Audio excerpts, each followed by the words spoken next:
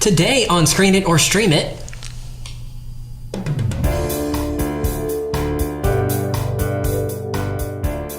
I went to see A Quiet Place, which is rated PG-13 for terror and some bloody images. Directed by John Krasinski, A Quiet Place is the story of a family that is trying to survive a disaster of apocalyptic proportions. Creatures roam the countryside looking for living creatures to feast upon, killing everyone who gets in their way. As a result, society pretty much doesn't exist anymore. But there are still many survivors that have discovered one way to go undetected. That is to be completely and totally silent.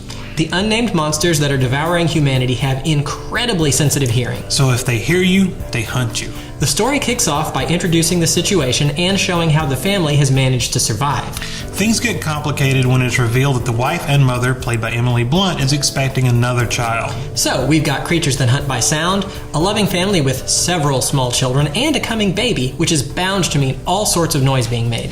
Now, I haven't seen it. What did you think about this one? So y'all keep in mind this is not an average, but my personal opinion, I'd say it's a great movie.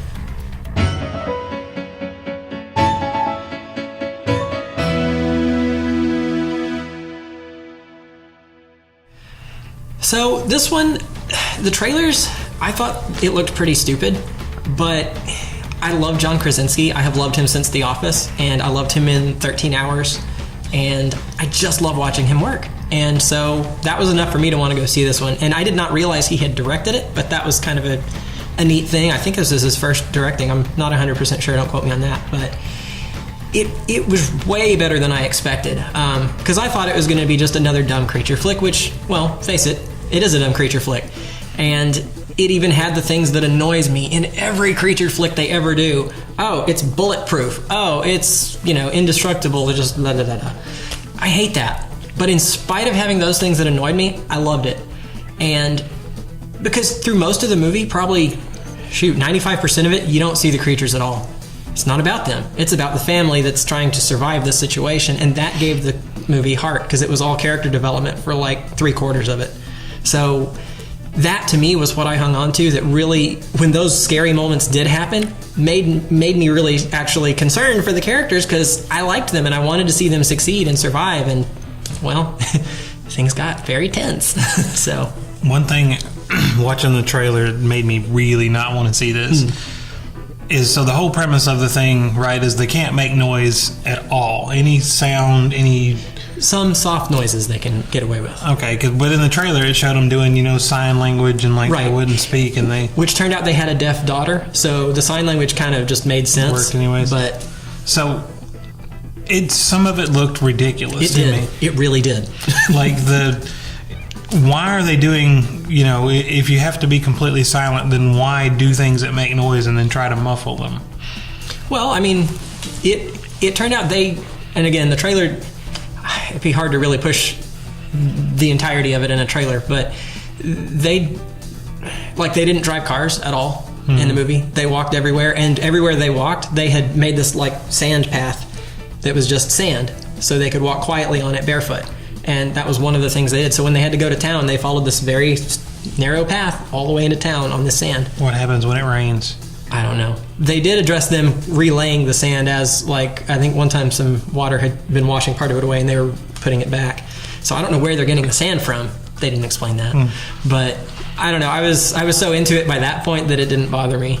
Well, and a lot of reviews I saw said it wasn't a horror movie. It was a thriller. Yeah, I could see that, because when you think horror, a lot of times you expect buckets of blood and entrails and just bloody violence and all that, and of course the rules for horror movies that Scream made really popular. But it really wasn't. It was more a thriller, because the use of violence and blood was very sparing, and again, to me that works really well because it's a punctuation instead of just look at all the blood. So how many people were in the family? Okay, there was the mom, dad, 1, 2, 3 kids, I think, and then the baby on the way. Were there other people that in the movie, or was it just them? It was mostly just them, 90% just them. And there was a couple points where it was more than suggested. It was outright, and it's not really even that important to the story, where it was shown that there are other survivors out there living quietly and they pretty much don't cross paths because, you know, that would tend to make noise. So they just kind of, everybody's leaving everybody alone. But there was one point where they live on a farm. I don't know where. I don't think they said. And he had got up on top of a grain silo and lit a fire. And then off in the distance, you see little fires getting lit, which is kind of just a way to signal, like, yeah, we're all still here. So that was a really neat moment. And man, there was so little dialogue, which, again, you'd expect from a movie like this, which to me, that's not a selling point. Not that it has to be all talking, but it's a hard thing to tell a story without driving it through dialogue. It's really hard to do. But in this case, they pulled it off. And there was like, they captioned the sign language and stuff, so you know the important stuff that you needed to know. But it was fun. It was the right kind of fun. It had heart. So, and that's not something I expect from a horror movie or a thriller type. I expect it to be, generic character A and generic character B, and so-and-so's dead, and nobody really cares, so we're moving on.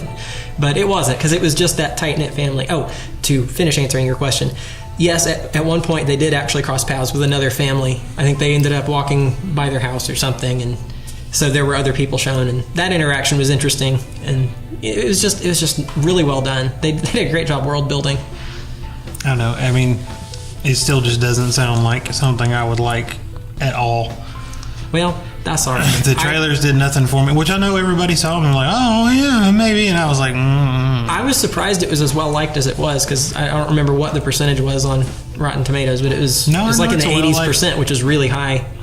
Yeah, it was really well liked, but... And oddly enough, one of the few where the critics liked it more than the audience, and I liked it. Usually, if the critics like it a lot and the audience less, I don't like it. I don't know, it's one of those weird things. So this one's kind of a wild, an outlier as far as what it is. But I don't know, it was just fun for me, and it was just good storytelling. I mean, I didn't realize, because I don't follow stuff, John Krasinski, who directed and was starring, and Emily Blunt are married in real life. Had no idea. But that, I'm sure, added quite a lot to their screen chemistry. And just the solutions they come up with to problems. Because, I mean, the first thing you're thinking, you have to be quiet. Well, that's no big deal. You just build like a soundproof room. That's all well and good if you knew you were going to have to be quiet before you had to be quiet. Because they have to build a soundproof room, but they can't make any sound while doing it. So... it complicates things, and they never actually outright said that in the movie, but I don't know, like 3/4 of the way through, I was just thinking on all this stuff just because of watching the way they were doing things, and realized, wow, it was just a neat detail that they didn't, more like they just kind of poked with very gently that to make you think of that, because they didn't outright say it. But it was just good storytelling all around. But if you didn't like that one, I have a streaming option and I liked this one too, so this might jade you, my recommendation for you, but come what may. 2007, I Am Legend. Not a great movie, but the thing that made me think of it was the first 3/4 of I Am Legend, Will Smith, I love. All the bit with him running around with the dog, you've got that relationship there. That's what I loved about that movie. But then in the end, it really went major not good. So... of the two, I definitely like A Quiet Place better. It was much better done. But with both of those, you've got kind of the annoying creature being overpowered stuff. But, to cause an apocalypse, they kind of have to be, so... But anyway, those are my thoughts. Do you have any final thoughts, or you want to accuse me of being ridiculous? Well, I wasn't really sure I wanted to... I was pretty sure I didn't want to see it. Then you said I Am Legend, and I am 100% sure I don't want to see it. That's fair enough. But that's all I've got, so... thanks so much for watching Screener to Stream It. And remember, don't take your kids to the movies on Tuesday nights, because that's when we go.